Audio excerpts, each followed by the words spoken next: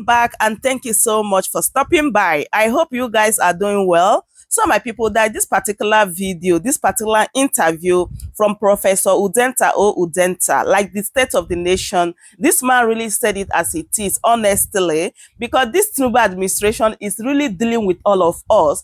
But it's quite unfortunate that some people are still defending Tinubu, this Tinubu administration, and some people are still singing, "On your mandate we shall stand." Why Nigerians are dying, where the level of hardship is unbearable, my people. Let me allow you guys to listen to Professor Udenta or Udenta and hear everything that he said here, which I quite agree with him, honestly. Just take a look, my people. I'm going to be right back. Simple question. What's your assessment of the state of the nation? And invariably, by extension, the last 15 months of the Tinubu administration? Very simple question, but very profound. The storm clouds are gathering, and this is not an original saying by me. The project of liberal democracy in Nigeria is under severe and sustained threat. Labour leaders are branded terrorists and accused of terrorism financing, subversion, and treasonable felony. The media is hounded, journalists detained, sometimes disappear at will, and dissent is criminalized and demonized. Courts arbitrarily award judgment to the powers that be to detain protesters who are constitutionally guaranteed to express their angst about the system for 60 days, may be renewable. Bank accounts are frozen at will, and the most absurd, for example, may be that of Safi Umar in Sokoto State, who is currently detained for insulting the state governor, that he couldn't speak good English or scored F in an exam. This is under the context of pervasive and even exploding hunger, poverty, and discontent. The state of the nation, therefore, is awful. The country today is witnessing an existential crisis of very huge magnitude. The danger for citizens is that we construe democracy to be an event. The military left in 1999. We've now established liberal democracy as a mode of governance. No, democracy is a conversation and a dialogue, and it must be deepened over time. Yes, there are issues with liberal democracy and its normative claims, but still the forms of that democracy, multi-party democracy, constitutional governance, free press, civil liberties, are formal elements we must guard and protect. But in the past 15 months, we have seen a steady erosion of these democratic values, and it is important that citizens speak out. In my own case, there are two extra claims.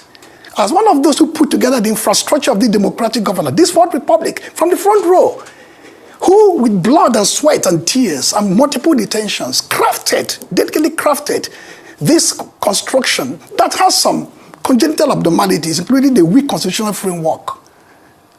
And secondly, for those of us who pride ourselves as public intellectuals, in the mode of Antonio Gramsci and his construct of organic intellectual that must dismantle hegemonies, or it was Said in Orientalism, pushing back on imperialism, or Uncle Bola in Nigeria, in his column, Uncle Bola's column, or Chida Muta. These are beings who must step out to confront the powers that be, because government cannot constrain itself. And the guardrails of democratic governance are clearly under threat. The Constitution must constrain the government of the day, and the Constitution must prescribe the mode of citizen participation in governance. Recently, the Vice President and the Attorney General of the Federation spoke passionately about the willingness of the Bola Tinubu government to permit dissent and press freedom. It is not the duty or the right of the government to permit freedom or civil liberties. The Constitution provides clear guidelines on that. And citizens must push back legitimately, lawfully, and peacefully when those freedoms are breached. So in summation, Dr. Ruben, the state of the nation is what I can describe. A moment of transition, but a transition without a clear direction to human possibilities, and without a clear direction to the transformative ideas of the founding fathers and mothers of this country 60 odd years ago. When we premise this democracy The idea was to have to start a building blocks of national development and national transformation. But what we're witnessing is almost like state capture. You capture the state. If you look at how democracies die, you capture the state and you transform the state from its liberal moorings into an illiberal authoritarian order. That seems to be what we're witnessing. Finally, democracies no longer die because guns are fired or bullets are released. Occasionally in West Africa you see that. But predominantly democracies die because those who take power using the laws and processes of democratic governance weaken those laws, weaken those institutions, abrogate them, and subvert them. When you dismantle the guardrails of press freedom, the guardrails of human liberties, the guardrails of free speech and peaceful assembly, you are sowing fear. You are sowing fear. You are creating a chill element that people should back off. Because the apparatuses of state, especially the coercive apparatuses of state, are there not to protect the humans in our space, but to protect the government of the day.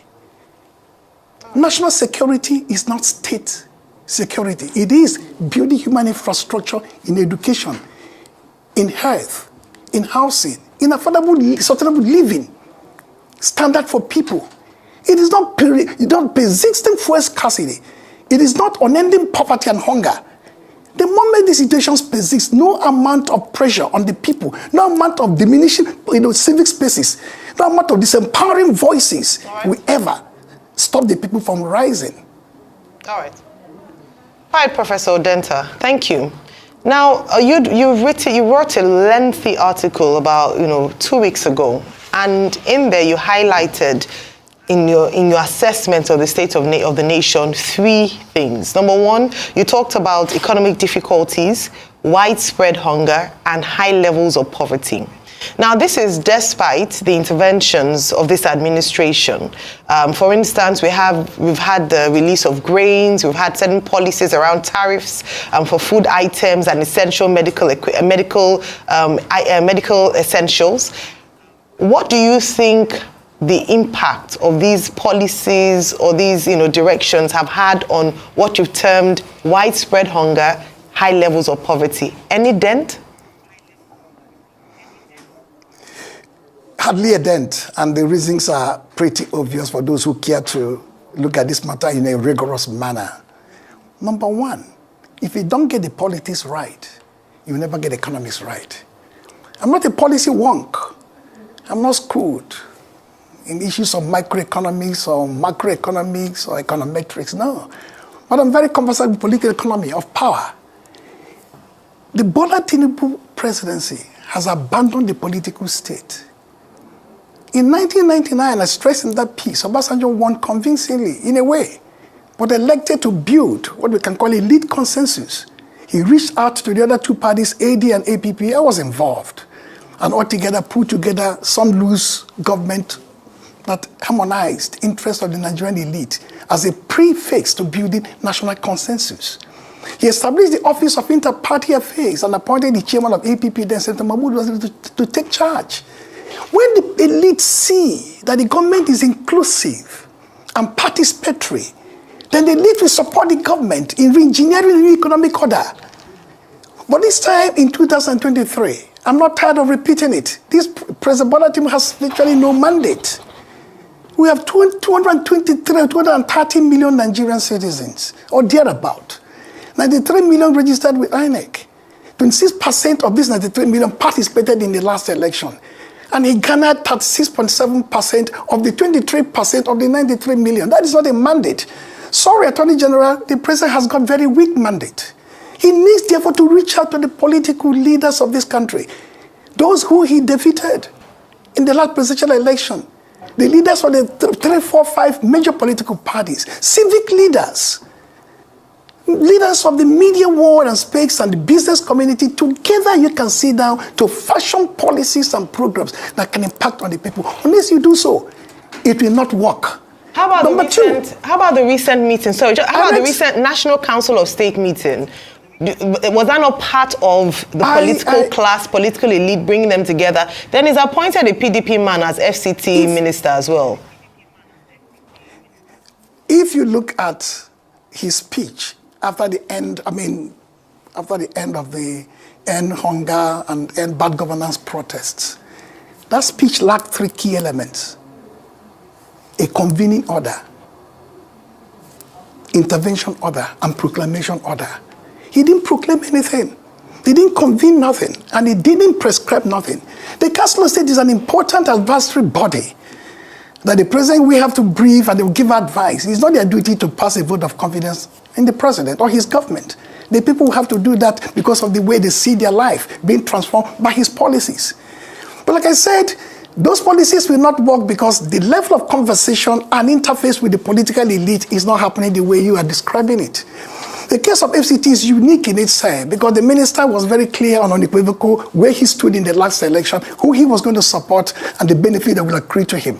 So when you talk about the elite consensus, you reach the leadership of the parties who will yield those members to you, so that by the time you have them in, it will not be disruptive. They will not even see you as damaging the credibility and sovereignty and autonomy of those parties. Most crucial, if you go into the area of the policies you talked about, if you did not even have fuel subsidy removal in your speech, and they just announced it in a cavalier manner. Yes, that is audacious. That is an act of courage. You can say, you are treading where angels feared to tread in the past. But what did you have in place? Because the moment you take that squeeze out of the people's breath, every other thing will fall down. The market they go to, the garri they buy, the rice they buy, the beans they buy, the clothes the children wear, the school fees, the transportation costs, everything will skyrocket. What did you have in plan for the short term, mid term, and long term? And on top of it, you collapse the multiple windows of the forex market and narrowed it that today Naira has lost 70% of its value since that policy was enunciated, and 43% in the past 12 months. Okay. So with runaway inflation, you can't contain. Okay, Prof. I mean, you've painted the dilemma as we speak, and let's posit a couple of possible solutions and scenarios. Do you think what the patriots are talking about now of a full restructuring is the way to go? We've heard some voices from the north and don't see the fact that they're not down for a restructuring. But we've also heard voices in the south saying that that's the way forward. Because all of this, really, the reason why politicians play their game is because of the resource. It's not because they're passionate about the country.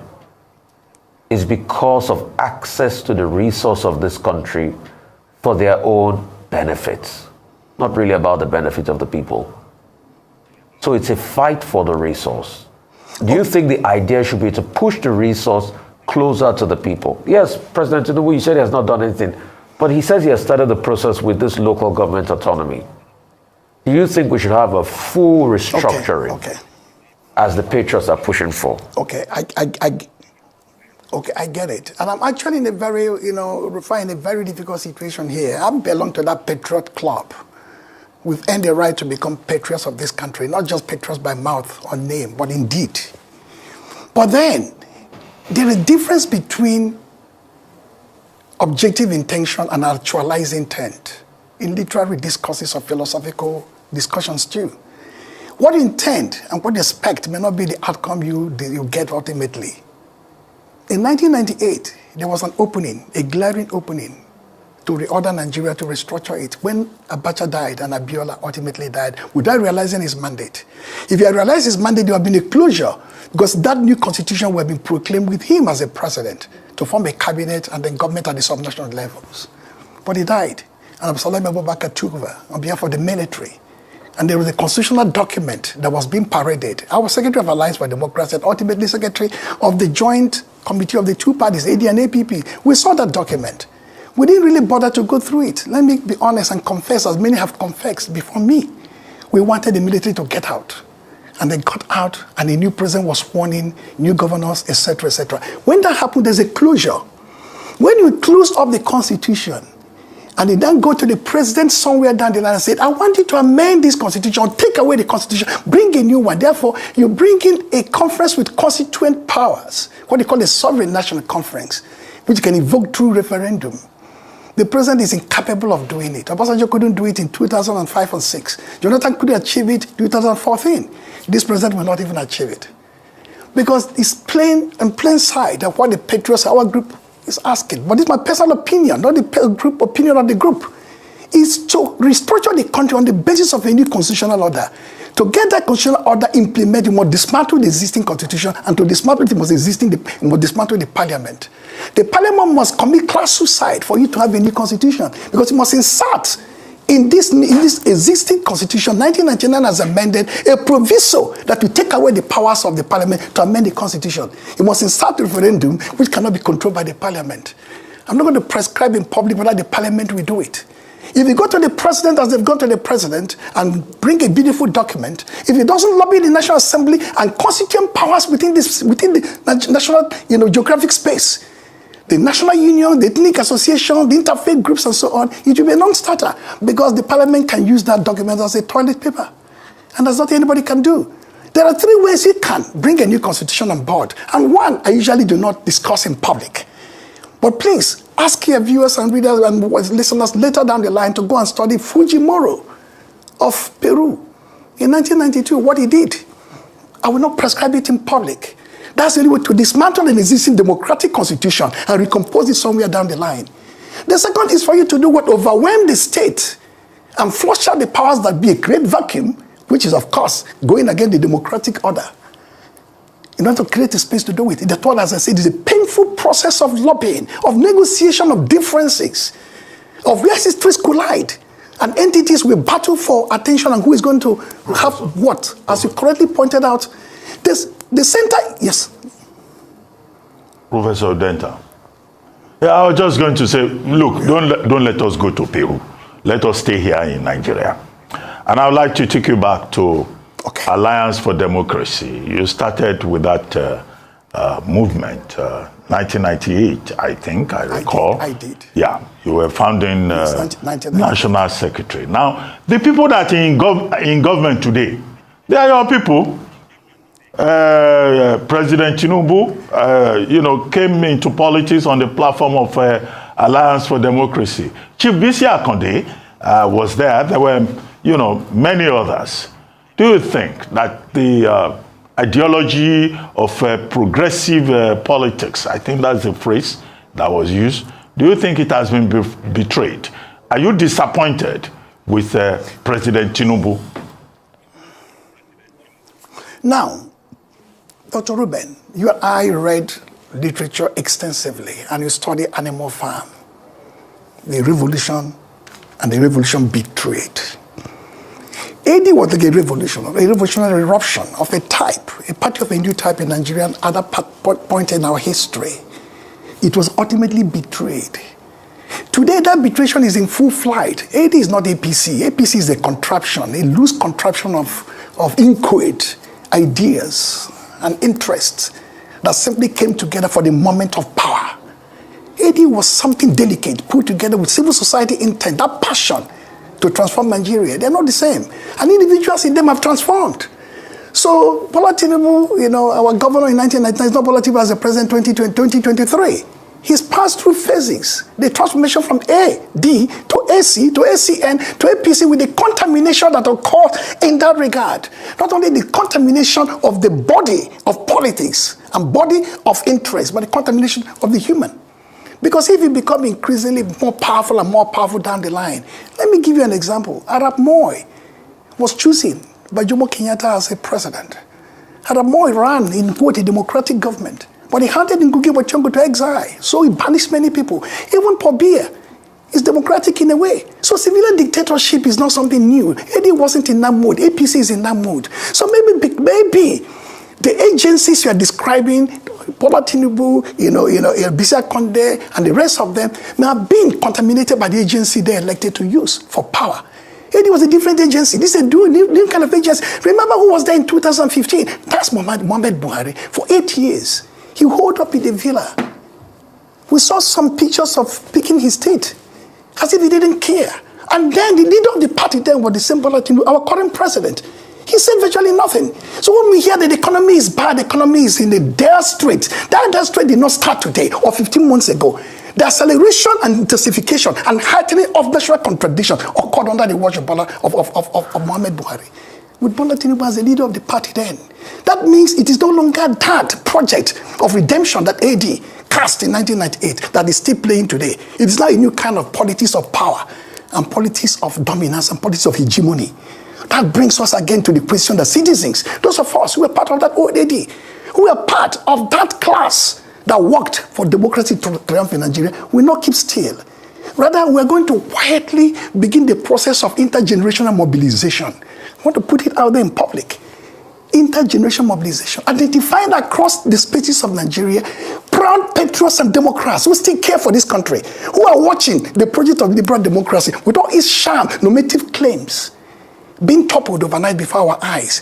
When the media is frightened to talk, where labor leaders are being hounded as terrorists, when the economy itself has tanked dangerously and no effort is being made to reach out to broad in the spectrum of the public for consensus building. Because if you don't reach out to the people who you don't even like, if you don't engage the political class in difficult questions of governance, it's unfortunate. They will run down the clock. I'm not going to play politics on this stage now, but let me explain what I mean by running down the clock. In 2026 May, thereabout, the new candidates for the next election will be known. Unlike before, when that will be determined by December 2026, 3 months to the next election. It will happen now virtually a year before the next election. That means the Bola Tinubu presidency has only till the end of 2025 to govern properly. Because by 2025 ending, the aspirants will start emerging from the various parties campaigning across the country for 2, 3, 4 months before the primaries. So what you have to do now is to re-engage the political state and re-establish the political order. For the civic side, it is not going to create a disjoint or a disconnect between the state and the civil society. Civil society is a very potent element for national transformation and social development. General Dua created the Office of Special Advisor on Civil Society Relations. It can reanimate that office and engage the broad spectrum of civic voices to help you govern well. So I hear you, sir, with regards to political class, sorting that out, political elite, even before you even look at the economy. A number of people might argue with you on that. But let's take a look at the current political class. What many might say is that a lot of people in politics today are there based on their own interests. And you're asking for a conclave, a meeting of people coming together to rub minds and, find solutions to the challenges that we have currently. Would that be effective, bearing in mind the people who make up the political class today? Okay, I get it too.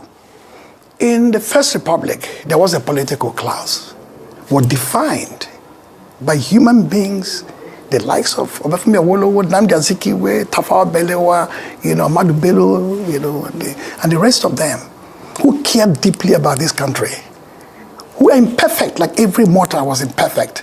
But the project of dismantling colonial modernity with its enlightenment spirit, in order to create the space for African renaissance and African freedom and sovereignty, was very deep in their heart. And for the First Republic, they did the best they could. Don't forget that First Republic was toppled by the military because it was imperfect, grossly institutionally and structurally imperfect. But today we hanker for it, which means in spite of the failure of that First Republic, it is far better than what we have today. Second Republic, the same. These guys, both men and women, were Nigerians. They're not foreigners. The current political players are still Nigerians. But the way and manner the politics is played is dependent on the engine of playing that politics. That engine is what empowers the agency, the human agency, to behave the way they behave. The Constitution is very important. I agree. This amendment, before you talked about reducing the potency of the presidency in that restructuring, movement. That means if you make the center relatively unattractive and make the subnational units very attractive, then it means that people will be less inclined to become president, who controls, in real sense, over 70% of national resources, not the 55% you find revenue mobilization ascribed to it. control 99% of the coercive arm of the state in terms of the trajectory of violence. The military, the police, the defense, everything, the DSS and NIA, etc., the paramilitary units. So people must kill and die at the level of contestation for power, the presidency. Okay. That is what has now corrupted the political class. Okay, Prof, but I disagree with you. And I'll tell you how. We have seen the nefarious activities of the states. We're just seated here talking about state governors building airports they do not need. We have also seen the case of the resource control that a lot of people fought for in the late 90s to the early 2000s. When it was finally given, it wasn't a veritable tool for development of the Niger Delta. The advocacy for NDDC after OMPADEC has not become a veritable tool for development of the Niger Delta. Is it these same scoundrels that only think about themselves and how to fleece the resource of the state you are going to devolve more power and resource to so that they continue the balkanization of the economic prospects of the country? Okay, it makes a lot of sense what you're saying at the level of rhetoric. But at the level of practice, we are saying the same thing. Your voice out there is very powerful and loud, and Nigerians appreciate that voice. From this platform, the media is key to interrogating the behavior of the political class, to holding their feet on fire, and then seeking answers to questions that are very difficult questions they pose. The second is mass mobilization. The third is civic groups. If you have multiple empowered civic spaces that we talk, we don't have that in Nigeria. It is just not in good enough number at the local level. The civic space has become a geun civic space. It's all about geun, what is in it for me. You can see recently, anytime you see civil society group going to defend all sorts of nefarious politicians, it's become a state for chop. So the civic space is gradually dying, except for few ones. Okay, now civic space is not dying. On the 1st of August to the 10th of August, or maybe slightly before the 10th of August, there was even dissented spaces of civic voices across the country. There was no physical meeting. I didn't see any assemblies. I didn't see any gathering like I have even bring back the gears at the fountain here. But through the instrumentality of new media, through the dictatorized media spaces, hundreds of thousands, if not millions, were mobilized across the country, not on a contingent basis, not even an ephemeral basis, to say, end hunger, end bad governance. Rufai, it was not me that did it. It wasn't even you. The voices are out there, and I cannot diminish them on this platform, that why there are elements in society, in every sector, in the judiciary, in the political class, in the military, in the police, in the civic space, that have been corrupted to sustain this unequitable condition. You find those spaces still very powerful and loud. That's why they were able to mobilize. You can't talk about accounts being frozen, people being detained, court orders being gotten if the spaces are not important and prominent. They are. Well, Professor Udenta, the Tinubu administration will probably say that the civic space is hyperactive after the recent hashtag End Bad Governance protests and the threat that there will be more protests in October.